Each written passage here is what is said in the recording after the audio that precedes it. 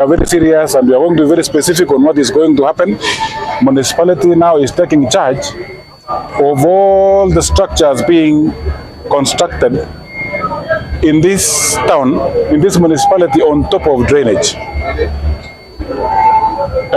Behind us, one of the construction is going on here, but the information and the data we have is that it is a drainage.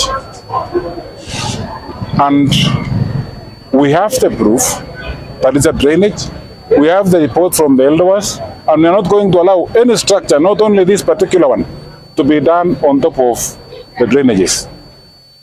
I want to assure the residents of this place that, and all the investors, that we are going to bring down all the buildings that we find being built on top of the drainages.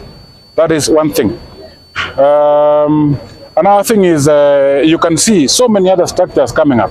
Any structure that is going to be constructed in this municipality or within the perimeters of the municipality without an approval from the relevant authorities is also going to go down. We have decided to take charge and make sure that anything that is being done within this municipality is with conformity of the law. We have to follow the law. At the moment, we are not discussing about any land ownership, but we are discussing about the structures being constructed on top of drainages. And another thing, we have also discovered that clubs are coming up all over this, within this municipality and islands, that are being done even in the residential areas. And without mincing my words, we are also going to bring them down, we are going to shut them down, we are going to follow the law. We are going to come up also with the bylaws for the municipality that will guide on what is going to be done. People have to construct, people have to do their investments according to our spatial plan that is ready. And we cannot allow even the loud music that has been played near residential areas also is going to go down, because we are going to shut all those clubs. We need people to have peace in the evening, but not to listen to music from the clubs. So we have mentioned, I've mentioned the two things. One, constructions that are going to be done on top of the drainages, which we know some buildings have been done on top of the drainages. Number two are structures which are started being constructed illegally without an approval of the relevant bodies. People have to apply to construct. And I think it is record 7 days the approvals will have been done in this county. So people should not just wait or just go around. And I'm also warning the cartels who might be seated in our offices, waiting maybe to solicit money from investors who are building, who are doing all these. Those ones also, we are putting them on notice. If anybody is found, we are going to hold them culpable if you take anything from anybody. So also that thing has to be gotten rid of in this municipality. And that is where we stand.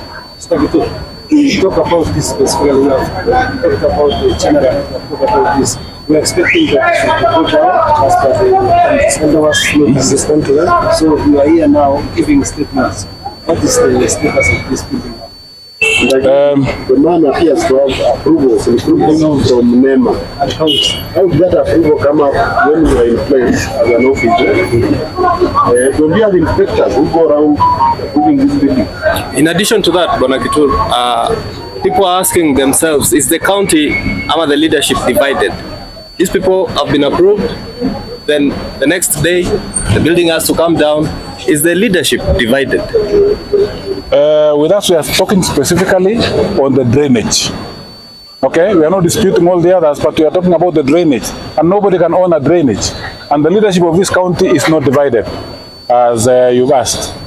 The leadership of this county is one, and the coordination of all the departments is one in this county. And I would let the manager answer part of it. Okay, thank you very much.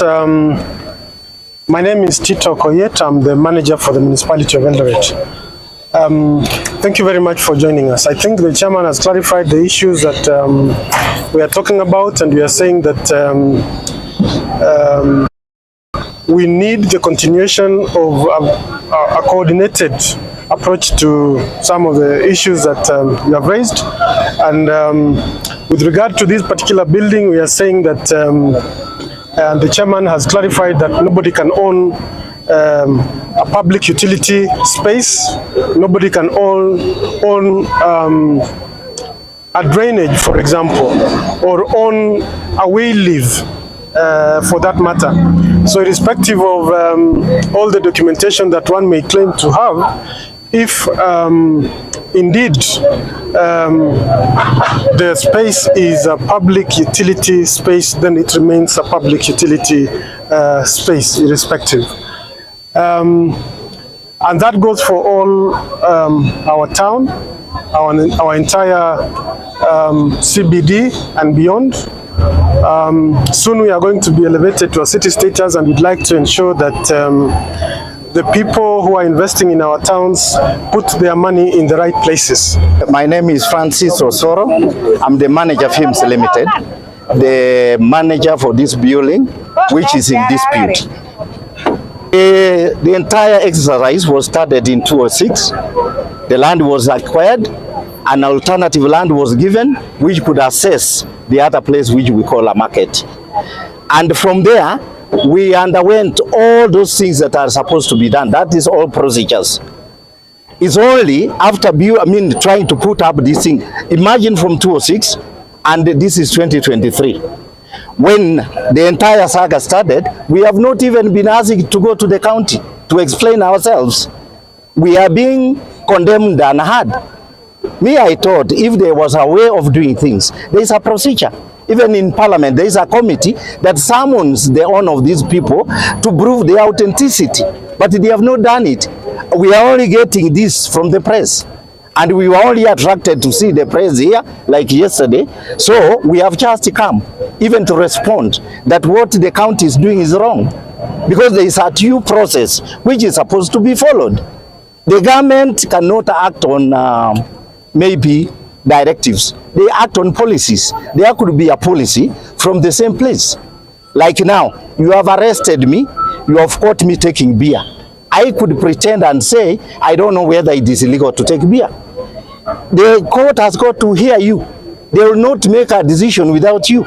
They will not condemn you without hearing you. Like what we are getting from the county is completely shameless. They should follow the law. Ask us for the documentation, we give them the documentation, they go and verify. For example, now for example, if there is any issue, we are supposed to have been summoned. Then after that, we provide documentation. After they have looked at them, then they will tell us, you are wrong and this is what happened. Look at the approval of the building. All processes have been followed. The same people have given the okay. At what stage they are saying they don't know, I don't know. We are not even aware. We are only getting this story outside here. They have not even called us. Then you can really not understand what is happening. Are we applying the law of the Chango?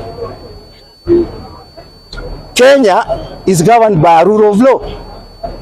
You don't pick people, tell them because of cheap publicity in the street, then say this thing was acquired illegally or these other processes. The processes I cannot explain without the documentation. But if they ask us to provide the documentation, the documents are there.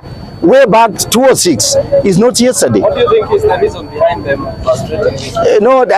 You know, these people sometimes I don't understand. It is cheap publicity of these MCAs and the county, because we have got the same office which has approved all this. For example, I've been in class, I'm a lecturer of a university. I've taught my students, they have been examined, they have been given a certificate. Later on, we had the same people saying they have a bogus certificate. How? Are you seeking a court redress maybe to protect? No, we cannot do it before we are served. How can you defend yourself and yet you have not seen the documentation? So we have got everything done. Everything is good. So they are saying No, we will continue building. We are not going to stop until we are stopped by the court of order. I mean the court order. That is the process.